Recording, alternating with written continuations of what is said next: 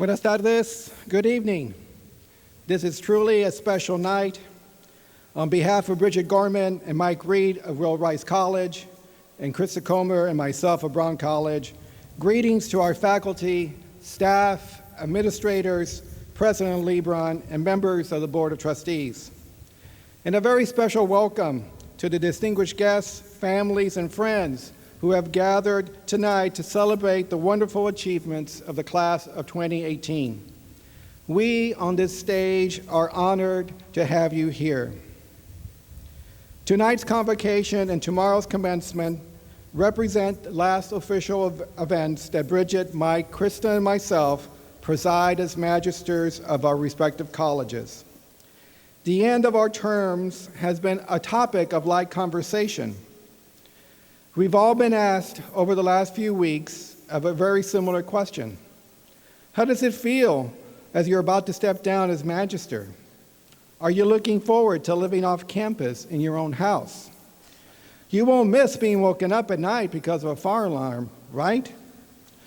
You won't miss the many college meetings or answering questions from faculty and staff about someone in your college. Or how about helping a student with tracking down an important package that was delivered after hours?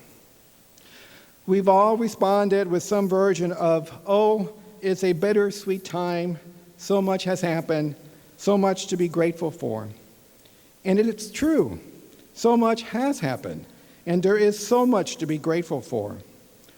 Our two families, for example, have had an extraordinary opportunity to raise our children on campus. Like other magisters and RAs with children, we've had to learn to parent under unique circumstances, and some of it in public. Yes, that's true. But what circumstances? Imagine a well-coiffed park with some buildings, plenty of places to eat, other places to exercise and watch a variety of sporting events. Imagine, too, dozens and dozens of eager and bright young adults prepared to sit with your child or teach them math or soccer, and then imagine a very local and friendly police force to protect all of you, officers you actually know by name, and they you. And finally, imagine how it is never, never difficult to set up play dates with friends. Every parent wants their child to play at Rice. We are eternally grateful for this experience and for all the care and dedication that the women and men of RUPD, housing and dining, facilities, engineering, and planning have shown our families over the years. And to the staff who have cleaned our homes, watered our plants, and shared their stories with us, gracias, just priceless.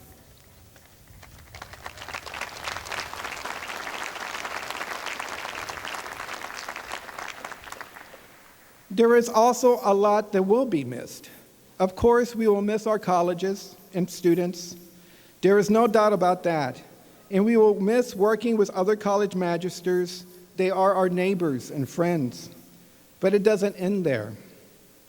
There is a beauty and rhythm to our urban natural life on campus. And that's not an oxymoron, the urban natural. In a few weeks from now, as it gets warmer, cicadas all over campus will give us their best fevered chorus of summer revelry.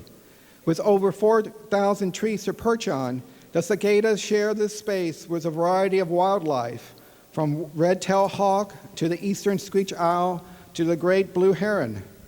Of course, we have the friendliest squirrels in the state. And as luck would have it, we have the crankiest mockingbirds anywhere.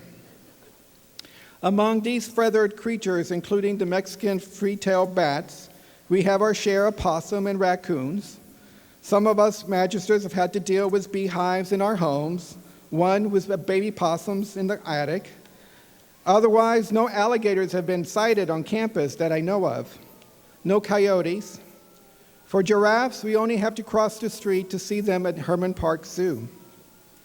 The zoo brings to mind one anecdote I want to share as I come to a close.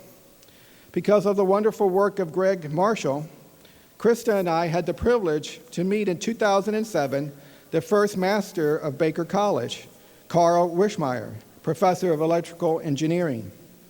That evening, much like tonight, He told us about the very beginning of the residential college system at Rice in 1957. He was charming, witty, and sharp, and we all had a sense that this was probably how he was as Baker's first faculty master.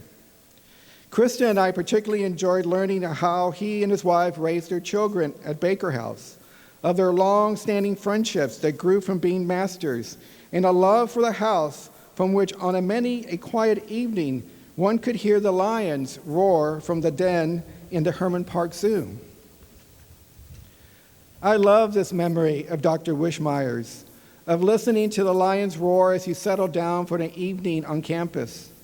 The lion's den has been moved a couple of times since 1957, and the medical center has grown a bit since then too. So it's a little difficult to hear the lions roar these days. But there are all these sounds that I will remember in years to come from having lived on campus. The amazing boldness of Sid Rich's stacks on beer bike morning. The unparalleled son of joy of Baker 13. Yes, every 13th, 26th, and 31st of the month. The deep richness of John Hutchinson's voice, every matriculation, convocation, and commencement. The ruckus pride of Brown Defense on Halloween. The music of K-True's Battle of the Bands, our own Maggie Brown Band included.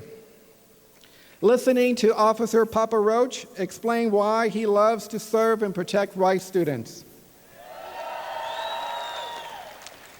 Of the fall of rain on campus, and the wind and lightning of a thunderstorm, and of the occasional snow fall that blankets the campus and brings us all closer together.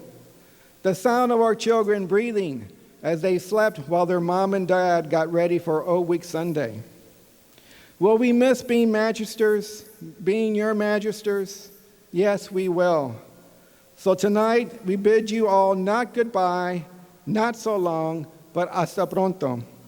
To the students of Will Rice and Brown Colleges, hasta pronto. Until we see each other again, and we will see each other. Be good, be kind, and keep us in your memories, and we will too. Gracias.